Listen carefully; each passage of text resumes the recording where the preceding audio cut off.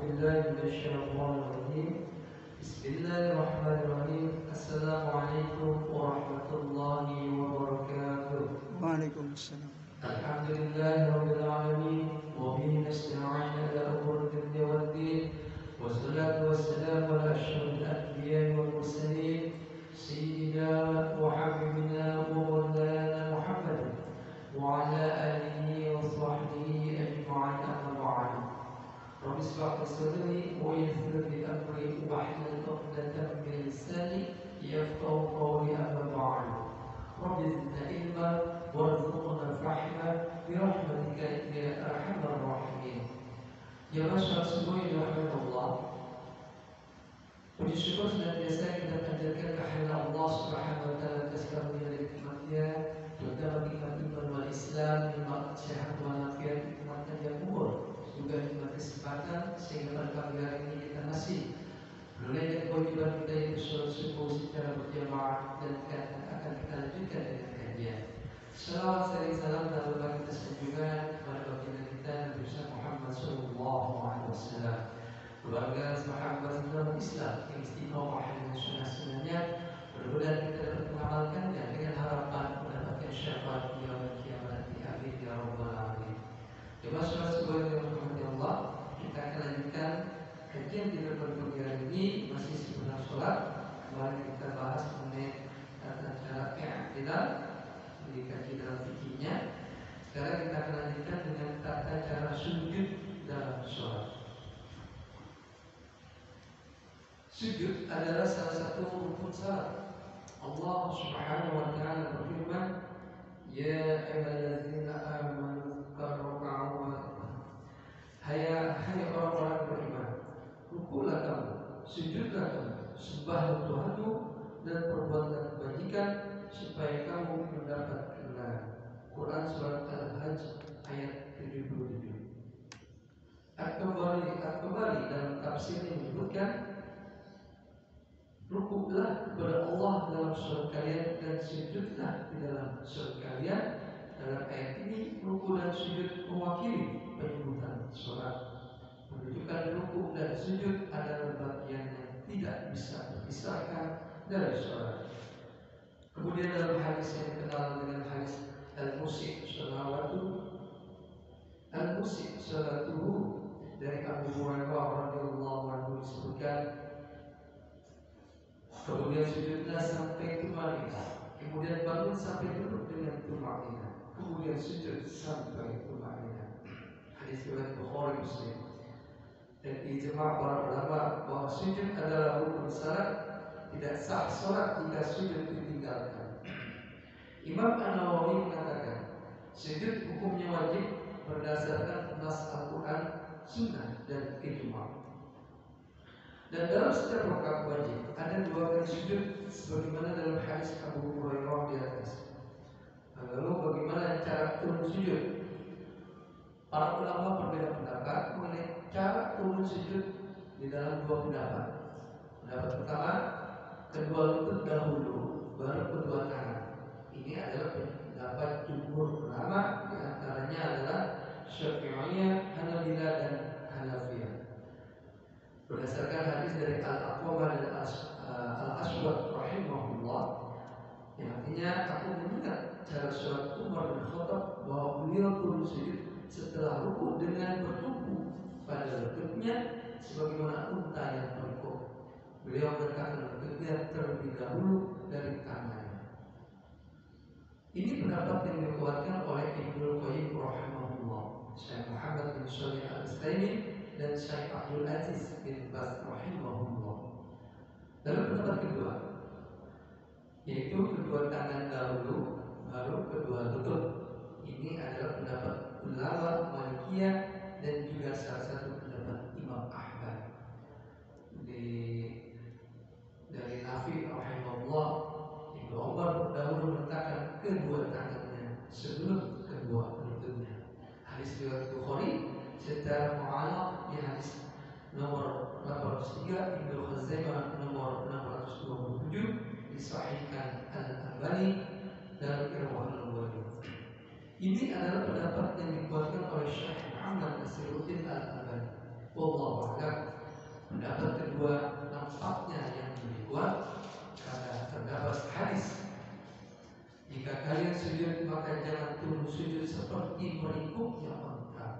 hendaknya ia letakkan tangannya sebelum lututnya. Hadis riwayat Abu Daud, Al-Baihaqi disebutkan Al-Albani dalam As-Sahihah di Salatin Nabi. Dan riwayat-riwayat yang menyatakan tangan dahulu sebelum lutut lebih banyak dan lebih bagus kualitasnya. Namun tentunya masalah ini adalah masalah khilafiyah ijtihadiyah yang luas. Lalu apa saja anggota sujud? Anggota sujud adalah bagian-bagian tubuh yang menjadi tumpuan ketika melakukan sujud. Dengan kata lain, 7 anggota tubuh ini menempel ke lantai ketika sujud. Ini disebutkan dalam hadis Ibnu Abbas radhiyallahu anhu, aku diperintahkan untuk sujud di atas 7 anggota badan. Kening, lalu beliau menunjukkan pada hidungnya, kedua tangan, kedua lutut dan kedua kaki. Hadis Bukhari Muslim. Maka 7 anggota sujud tersebut adalah kening dan hidung, tangan kanan, tangan kiri, lutut kanan, lutut kiri, dan kaki kanan, kaki kiri.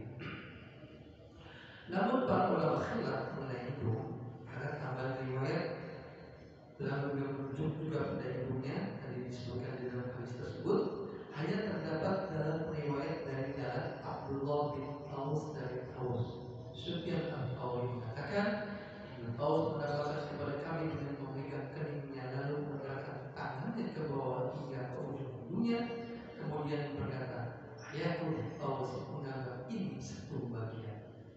Syekh Mustafa Al-Adawi mengatakan, sebagai ulama menganggap bahwa yang kuat adalah pendapat bahwa tafsiran tersebut, yaitu termasuk hidung termasuk bagian dari kening, bukan berasal dari Nabi Shallallahu Alaihi Wasallam, namun dari perbuatan Aus atau anaknya. Oleh karena itu, maka tidak wajib sujud dengan menempelkan hidung, namun hukumnya mustahab, sunnah saja. Ini pendapat jumhur ulama dalam kitab Mafatihul Fiqh. Kemudian bagaimana dengan tata cara sujud? Berdasarkan dalil-dalil yang ada, tata cara sujud dapat diringkas menjadi beberapa poin.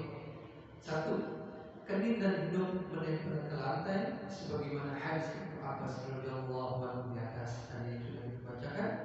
Kemudian yang kedua yaitu kedua tangan menempel ke lantai dan diletakkan sejajar dengan bahu, sebagaimana dalam hadis dari Abu Humaid As-Sa'idi radhiyallahu anhu, yang artinya kemudian Nabi Shallallahu Alaihi Wasallam sujud meletakkan hidungnya serta keningnya, dan beliau melebarkan tangannya di sisi tubuhnya dan meletakkan telapak tangannya sejajar dengan bahunya.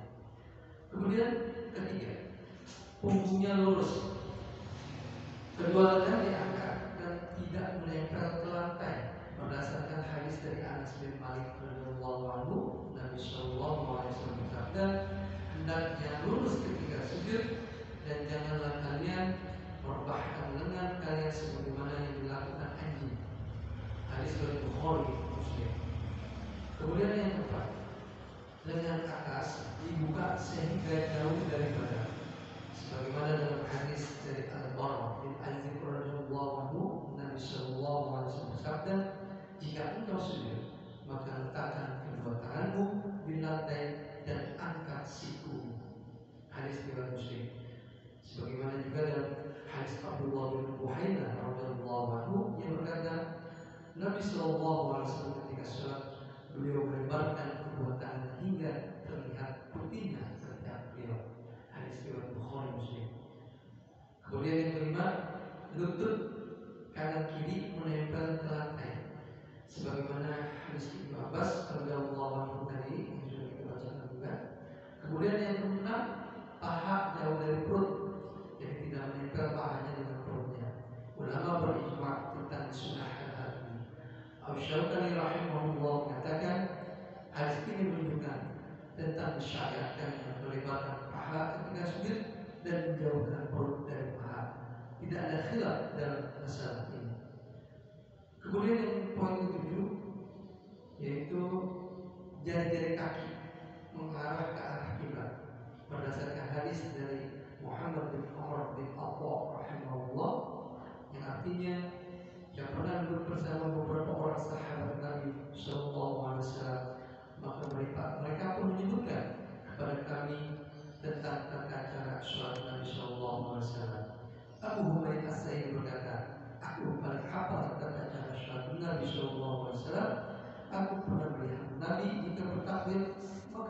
jadikan tangannya sejajar dengan pundak.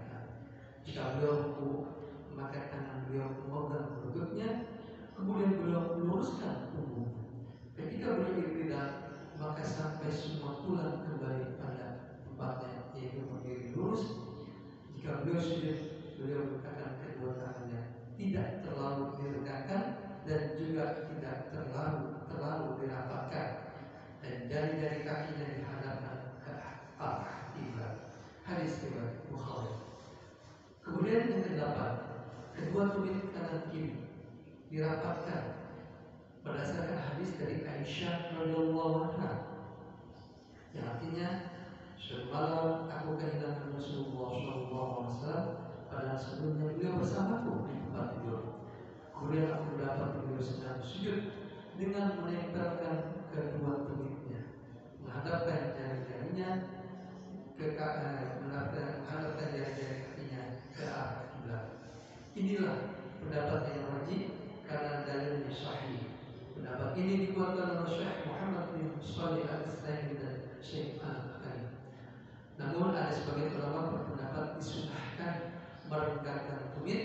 Mereka berdalil dengan jika Nabi sujud beliau meregangkan pahanya tanpa menyentuh perutnya, ada apapun dari pahanya, menjauhkan perutnya dari pahanya. Hadis ini derajatnya dhaif. Selain itu hadis ini tidak berbicara mengenai meregangkan tumit, melainkan meregangkan paha. Kemudian mengenai bacaan sujud, ada beberapa bacaan yang sahih dari Nabi Sallallahu Alaihi Wasallam. Yang bacaan pertama, Subhana Rabbiyal A'la, yang artinya Masya Allah Rabbu yang Maha Tinggi. Dari Abbas radhiyallahu anhu beliau berkata, Nabi Sallallahu Alaihi Wasallam biasanya mengucapkan Rabbiyal A'la, kemudian mengangkat kepalanya untuk duduk. Hadis riwayat Ahmad. Bacaan kedua, Subuhul Qudus Rabbul Malaikatu Warruh, Masya Allah para malaikat dan ruh. Ini berdasarkan dari hadis Aisyah radhiyallahu anha, Rasulullah SAW biasanya ketika ruku dan sujud mengucapkan Subuhul Qudus Rabbul Malaikatu Warruh. Hadis riwayat Muslim. Lalu bacaan ketiga, Allahumma laka sajadtu, ya Allah, padamu lah aku sujud. Berdasarkan dari Ali bin Abi Thalib radhiyallahu anhu, ketika Rasulullah SAW sujud, beliau mengucapkan Allahumma laka sajadtu wa bika amantu wa laka aslamtu sajada wajhi alladhi khalaqahu wa sawwarahu wa shaqqa sam'ahu wa basarahu tabarakallahu ahsanul khaliqin. Ya Allah, kepadamu lah aku sujud, karena juga aku beriman, kepadamu juga aku berserah diri. Wajahku bersujud kepada penciptanya yang membentuk pendengaran dan penglihatan. Maha suci Allah sebaik-baiknya pencipta. Hadis riwayat Muslim. Lalu kita akan lanjutkan bagian berikutnya di kesempatan lain waktu, karena kita juga sesuai dengan waktu yang kita sepakati. Mudah-mudahan kajian subuh dan pagi hari ini bisa menambah wawasan pengetahuan kita. Dan kita bahas dari awal mengenai tata cara sujud, dan ternyata cukup panjang untuk pembahasan, harus dibagi menjadi dua bagian. Saya ulangi mengenai tata cara sujud yang kita bahas pada pagi hari ini, yaitu berdasarkan dari surat Al-Quran surat Al-Hajj ayat 77, yang dimana hai orang-orang yang beriman, rukuklah kamu, sujudlah kamu, dan sembah Tuhanmu dan perbuatan kebaikan supaya kamu mendapat kemenangan. Dari sini sujud hukumnya wajib karena berdasarkan nas Al-Quran tadi. Dan dalam setiap sholat wajib ada yang melakukan sujud, sebagaimana dalam hadis Bukhari tadi. Kemudian bagaimana cara turun sujud? Tadi ada dua pendapat. Pendapat pertama yaitu kedua lutut terdiri dahulu, baru kedua tangannya. Ini yang berdasarkan pendapat jumhur ulama, yang antaranya Syafi'iyah, Hanafilah dan Hanafiyah. Kemudian pendapat yang kedua yaitu kedua tangan dahulu, baru kedua lutut. Ini juga adalah pendapat ulama Malikiyah dan juga merupakan salah satu pendapat Imam Malik, Kedua-duanya nampaknya lebih kuat karena terdapat hadis 3 kali sujud, jangan turun sujud seperti meringkuknya unta. Hendaknya dia letakkan tangannya sebelum sujud lututnya.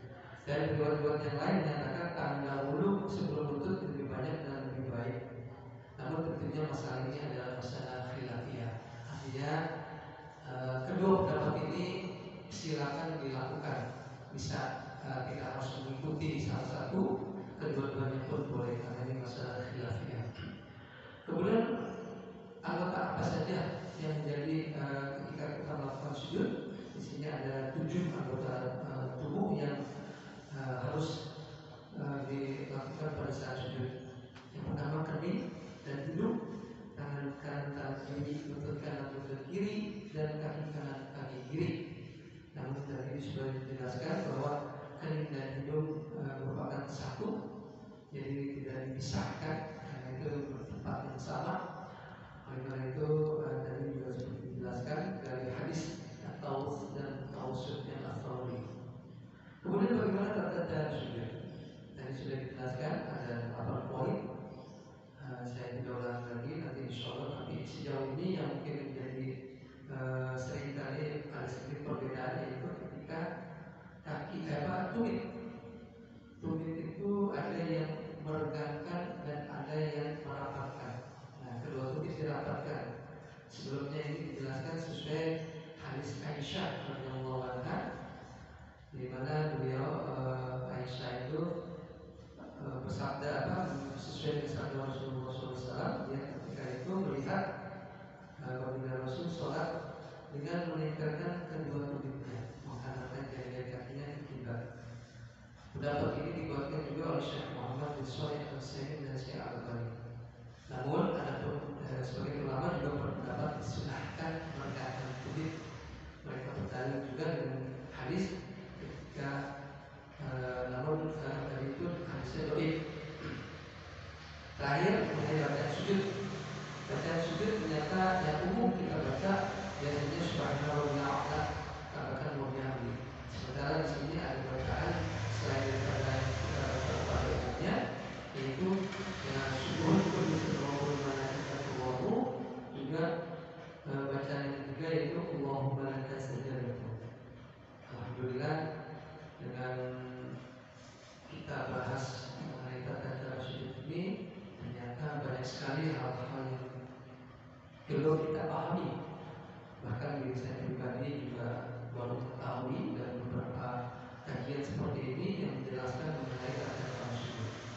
Mudah-mudahan dengan penyampaian materi seperti ini dapat menambah pengetahuan kita, khususnya saya pribadi dan juga para jemaah sekalian mendengarkannya, dan tentunya ini dapat kita amalkan dalam kehidupan kita sehari-hari, dan dengan harapan ibadah kita, terutama ibadah sholat, jauh lebih baik lagi. Mohon maaf atas segala kekurangannya. Wabillahi taufiq wal hidayah. Wassalamualaikum warahmatullahi wabarakatuh. Waalaikumsalam warahmatullahi wabarakatuh.